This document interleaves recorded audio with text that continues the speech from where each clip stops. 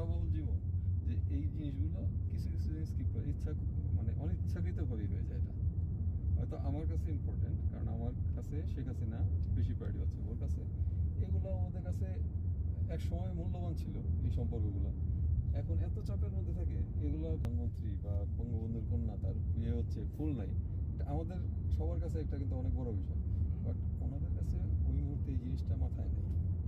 ইচ্ছাকৃত না অনিচ্ছাকৃত, কিন্তু ওই জিনিসটা মাথায় নেই। আমি জন্য বললাম না আসিফ ভাইয়ের উপদেশটা রাখা উচিত ছিল। আমি সবসময় প্র্যাকটিক্যালি মেধা প্রজ্ঞা সব দিয়েছে। রাস্তাগুলো